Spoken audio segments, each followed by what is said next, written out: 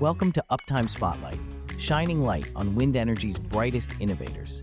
This is the progress powering tomorrow.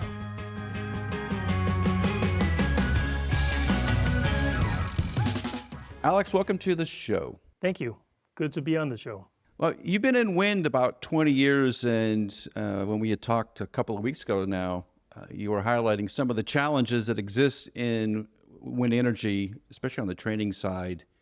What are those challenges? What do you see as Danish Wind Power Academy as challenges out in the world? From a training provider perspective, of course, the great demand for technicians, not only now, but also in the future, and not having a formal training, if you like, for wind turbine technicians.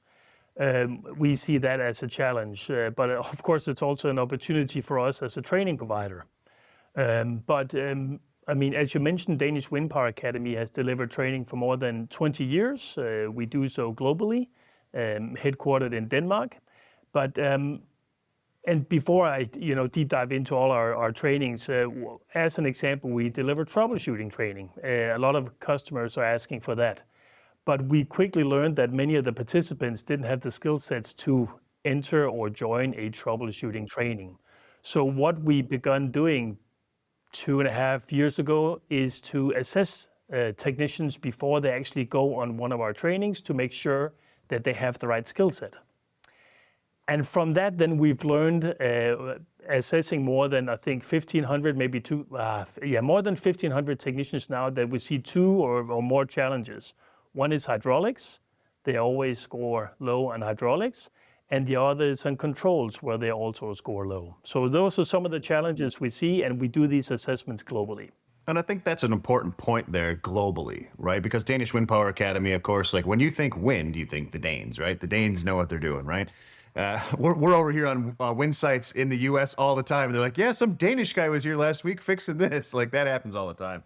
But I want to focus on that a little bit, saying, like, we talk about, okay, the podcast here, of course, we're based in the States. You can hear it by our voices. But we cover things globally, right? So we cover from the EU, what's going on offshore, onshore, India, Australia, APAC, down in Brazil, Mexico, you name it. We're covering it. We're talking to people. The global technician problem in wind is not localized. It is everywhere. It doesn't matter what locale you're in. Where there's wind turbines, there is a shortage of qualified, trained, and good people. And I think kudos to you guys for exporting your knowledge around the world. But that's something to focus on here, is that this is a global issue, and you guys are working to solve that. Yeah, we try to at least. But as you said, it is global, and we have done these assessments globally. In 2024, we delivered training in more than 19 countries. The assessments we've done for technicians that work both in North America, Europe, and the APAC region. So we do get assessments from around the world covering all these technicians. And yeah, repeating myself, hydraulics and controls are big challenges for sure. What's the best region? Who's got the best techs? Yeah, I'm not going to go into that. What I can say, though, is that, just briefly, the assessment, it's 1 hour. We ask 40 questions, and whoever participates has a link where they can spend this 1 hour. We ask 40 questions within hydraulics, controls, mechanics, and electrics. And based on this, we do see some patterns also on, we ask how many years of industry experience do these participants have. And funnily enough, or maybe not, but those with more than 15 years experience score the lowest. So, and there could be a wide range of reasons for that, but they score the lowest. Usually we see the technicians that have between 2 and 4 years experience, they score the best. So we can see, and I'm sure we can deep dive into the regions, but I don't have those numbers in front of me, so maybe not. But what I can say is it's the same challenge. Doesn't matter, North America, Europe, Far East, hydraulics and controls. So what are some of the real-world consequences when wind farm operators don't invest in training for their people? I'm sure there are multiple, but at least from our point of view, what we want to do is help asset owners improve performance of their turbines, of their wind farms. And we believe you can do so by training. And we have data to back that up, that between 0.4 and 1.2% performance increase you can expect from following training. And what we do is that we look at performance data before we enter training. We provide training over X amount of time. And then, of course, we look at performance data from the wind farms following the training. And we can see a drop in, again, let's say it's hydraulics or any other areas that we've focused on, and then we can see an increase in performance. So I think as an asset owner, you want performance out of your turbines, out of your assets. And if you do not train your technicians, if they don't have the right skills, then you potentially will lack performance. And I also think there's a lot of talk about troubleshooting, being a good troubleshooter, which is great. But in our point of view, maintenance is where you need to excel. If you're good at maintaining your turbines, if you're good at maintaining your assets, then you will require less troubleshooting, of course. So maintenance is very much where we would like to focus. So if you're good at that, you have less spare parts consumptions, you spend less downtime if you have malfunctions or whatnot on your turbine, and then you increase performance away. I think that's something that Alan and I we talk about regularly, and we can get on board with, and we want to talk to the Uptime listeners, the Uptime family, Uptime network about this. Back your business up with a good business case. And that's what Danish Wind Power Academy has done here, right? They've taken the performance data, looked at training, and then showed the increase. Boom, business case built. I love to hear that, and I know Alan does too, because we harp on people about that all the time. Well, there's a performance improvement aspect, right, that you can get the turbines operating more efficiently and have more uptime. But there's also, I think, what I see a lot of times in the United States is you don't see the uh-ohs and the costly uh-ohs. Hydraulic lines are leaking down all over the place onto the tower, right? So now you got to clean up, you got to do. And the same thing for like some pitch motors, hydraulic pitch motors, where there's just hydraulic fluid down the blade. And some of the more catastrophic ones, if you can get more uptime, yes, but there's also stopping some of the more expensive downtime events that occur because of maintenance issues. Exactly. From a training standpoint, then, you're going deep into how turbines operate. And there is that quiz or test you provide to potential trainees before you get into the details of training. I'm not sure that we have seen a lot of that in the United States at all. Like if you have basic fundamental skills, you know how to repair cars, you've welded before, you've played around in hydraulics in a previous job, that usually is the qualifications to get started in the United States. But that doesn't really trend out too well as you get further down the line, because wind turbines 10 years ago, pretty standard, you can move between turbines. I think today when we're talking about 6 and 7 megawatts being the platforms, those turbines are a lot more complicated than 10 years ago. And the challenges that brings to technicians, maybe you want to explain how much more a technician needs to know now than maybe even 5 years ago. Yeah, for sure. And yes, the machines are getting bigger, and they are definitely getting more complicated as well. I have a commercial background, so I can't go into specific details, but what I can tell you is that the course curriculum that we develop over time is getting, just by the number of pages they need to go through. On the latest 8 megawatt turbine that we've developed training for is an offshore turbine. They need to go through just over 400 pages in 1 week. So if they don't have the fundamentals to go into that training, then they fall behind, right? And we don't want that. You're going to struggle. But we know these technicians, right? They are used to working outside, up in the nacelle, outdoors. And for them to sit in a classroom for a full week can be a challenge, of course. So we, as a training provider, also invest a lot of time and money and in our trainers, putting them through the trainer program so they can actually share this knowledge and know-how that they have. And we try to, for all our trainings, have more than 50% in the training as active teaching methods. So where the delegates or the participants are taking part of the training. So we're not just using PowerPoint slides and whatnot.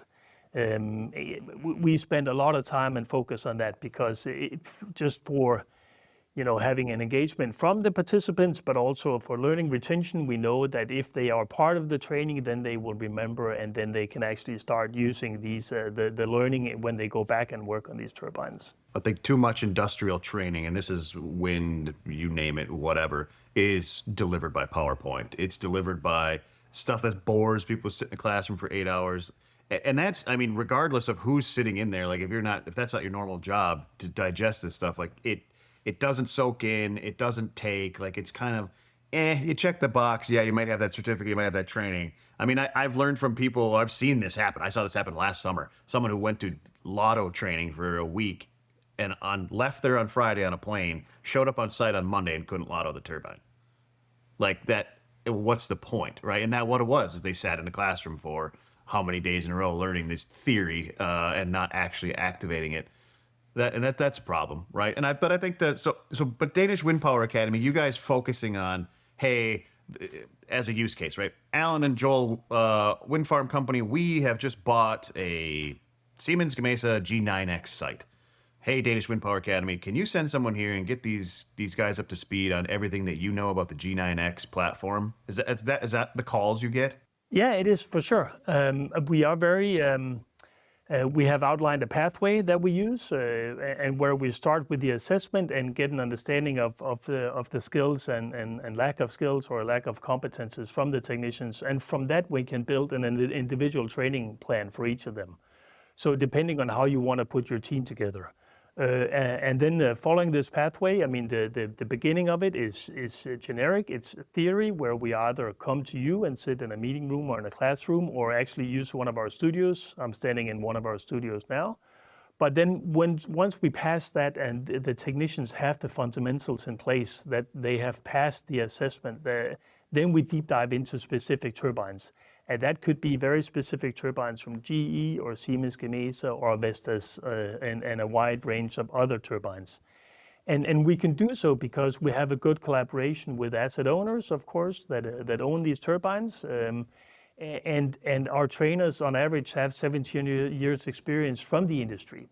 So not only are they very skilled, I mean, they've done this for many years, but again, coming back to our own Train the Trainer program, where we teach them how to teach basic skills as using whiteboards or overhead, flip over charts and whatnot, and also having their participants being engaged and spend, more than 50% in the training being active. So yes, if you have a specific GE turbine, we can come train your technician. And we're not biased either, so we tell it as we see it. In the training program, it does seem like there's a little bit of feedback of what's happening in the field and some of the issues that are occurring on particular turbines do get incorporated into your training, because it's going to be a routine issue for technicians to manage. I don't see that in a lot of training programs. They're very specific. They're coming right from the book from GE or Vestas, like this is how you operate the turbine. Anything that's outside of that isn't covered, but the vast majority of the time that I've seen, they're dealing with the outside of the textbook problems. How do you incorporate that into your training? Is that just because you have so many people with a lot of experience in the field that are coming back and are really tied to industry? Is that the differentiator? Maybe. I think, thank you for the question. And the way we approach training is that if you are looking for maintenance or let's say troubleshooting on a specific turbine, then we would ask our customer for the performance data over the past 12 months. Then we look at the 10 most common faults and issues they have on these turbines. And that varies from, of course, turbine from turbine, but also wind farm and so on. And then we incorporate those faults and issues into the training. And when we deliver maintenance training or troubleshooting, then we come to you, we come to our client. Day 1 and day 2 is usually in a classroom. And then day 2 or 3 and 4 is in the turbine itself. So not only are we working with the faults and issues that they work on a daily basis on this wind farm, but we actually train them on them as well, so they improve performance of these assets.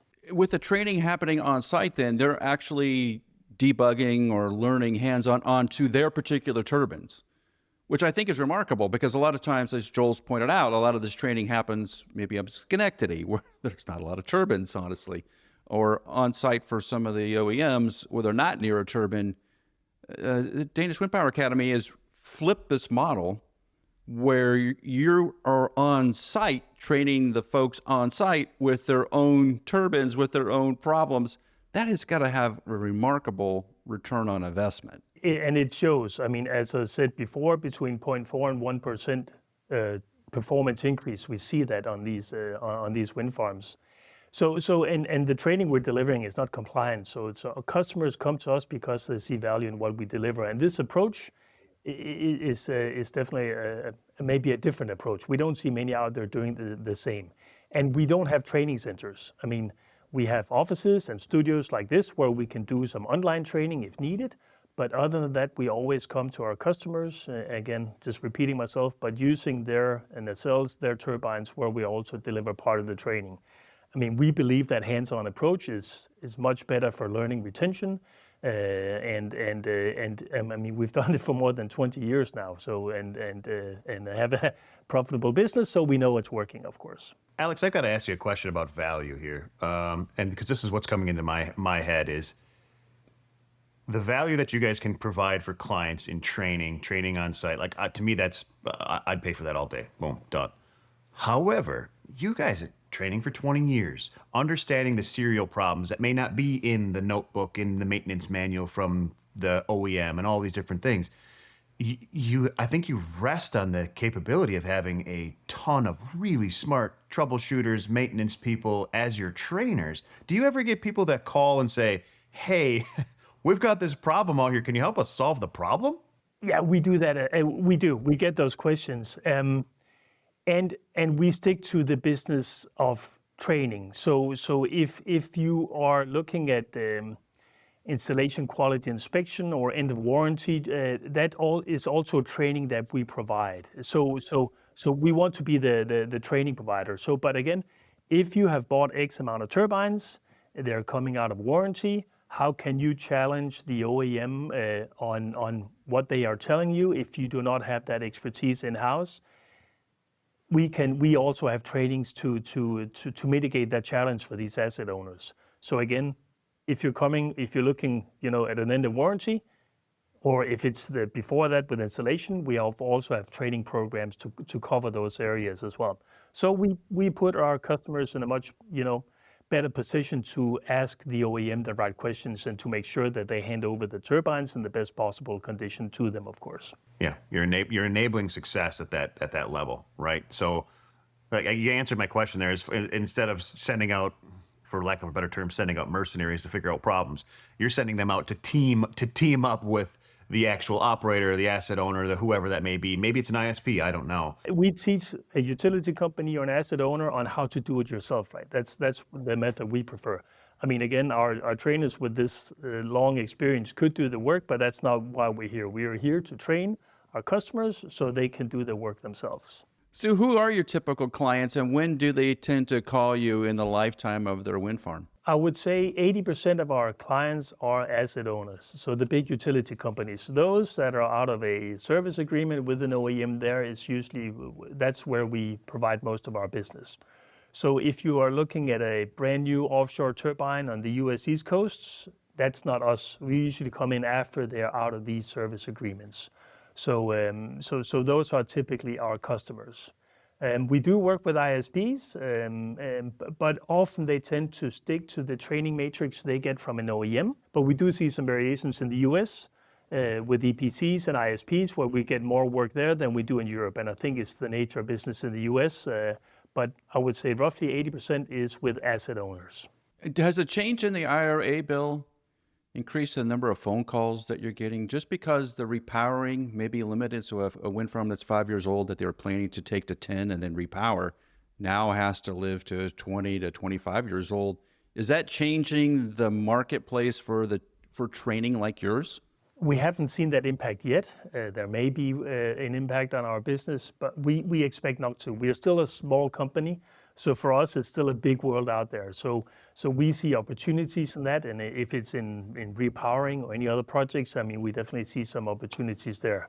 These turbines are, they will operate for 20, maybe 30 years, and they continue to want to get the most out of these assets. And I'm certain we can help our customers improve that, not only, asset performance, but also another subject that we didn't really cover is retention of your technicians.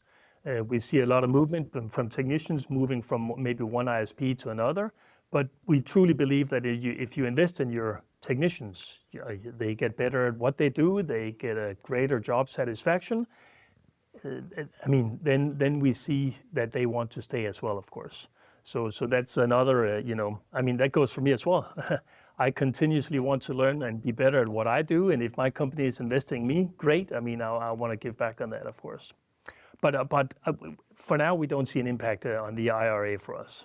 Well, one of the things I think we're going to start to see here in the U.S. because of this is you're going to see there's an ISP boom right now, right? Like if you're an ISP and you're established, like you got requests coming in the door left and right, and we've heard this across the market just because of what's happening.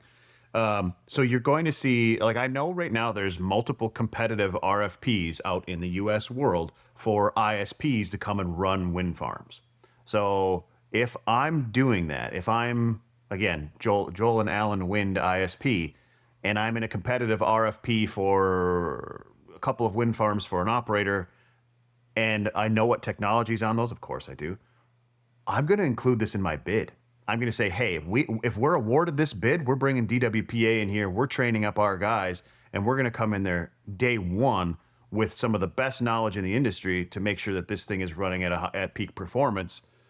Because when you do have technicians shifting around and because it's always going to be new people, right? That happens even at the OEMs, the new people going from wind farm to wind farm.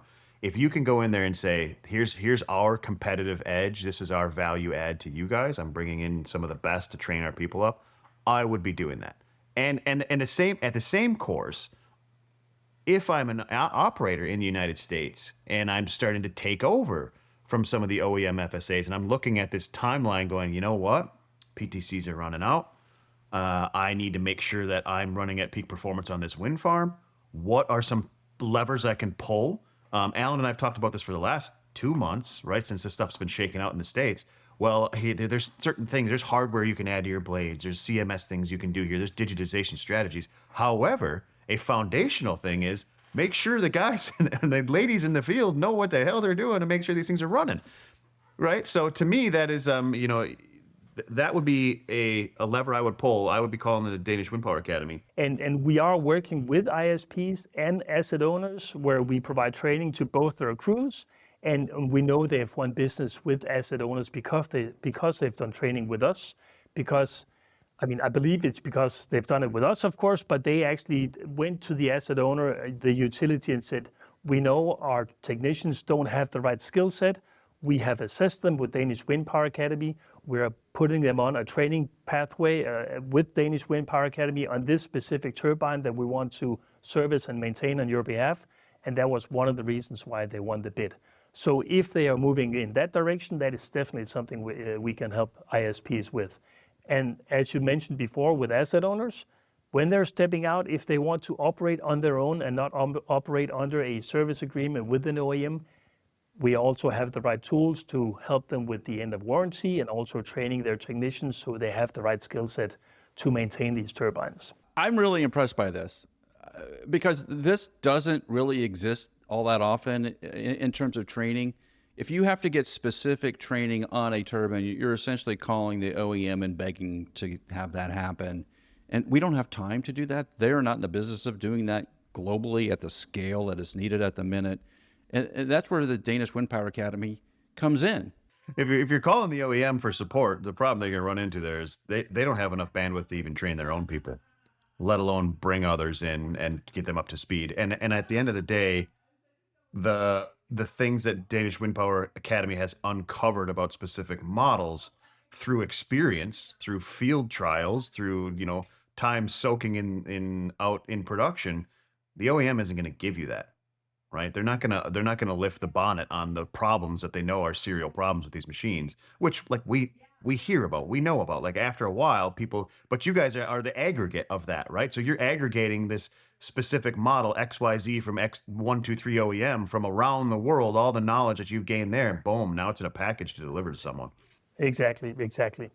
And also, from previous meetings in Japan, it could have been anywhere, speaking with the utility or an asset owner.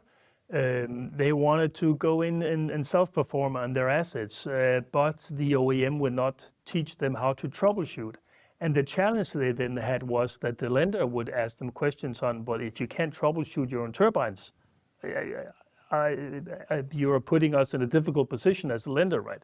So then they had an opportunity to work with us, and they had a means to overcome that challenge, of course. What countries have you trained in, Alex? So again, Far East, Japan, Taiwan, Australia, quite a bit, New Zealand. We've been to Sri Lanka of all places. We didn't see that coming. Of course, most of the countries in Europe, North America, and then we also get requests from South America. But again, we are a fairly small company, so we focus our efforts on Europe, North America, and Far East. I mean, we are headquartered in Denmark, but we do have offices in Italy and Portugal. We're also in Atlanta in the US. So that's from where we sort of cover a big world of wind turbines. If you're an experienced trainer, how do you reach out to Danish Wind Power Academy? Go on our website. But again, I mean, the network is pretty big. I mean, of course, our trainers come from the industry, right? And they've done it for many years. So they know a lot of people in the industry. And I think it takes a special mindset to step out of this technician role where you are a troubleshooter or a commissioner and you're very good at what you do. But I think the guys and girls we have as trainers, they really enjoy standing in front of a classroom and sharing their knowledge and having a good conversation with the participants.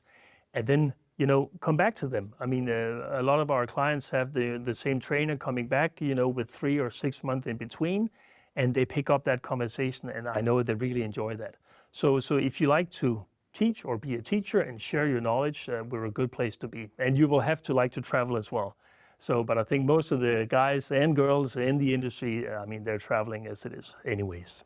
And if you're an operator anywhere around the world and you want to train up your group of technicians and local experts, how do they get a hold of Danish Wind Power Academy? How do they find you? DanishWPA.com. That's our website. Thanks, Alex, for being on the podcast. And if you want to reach out to the Danish Wind Power Academy, go to the website, DanishWPA.com, or you can find them on LinkedIn. Just look up Danish Wind Power Academy. Alex, thank you so much for being on the program. Love having you on. Thank you for inviting me, and I'm happy to share about what we do, and thanks a lot.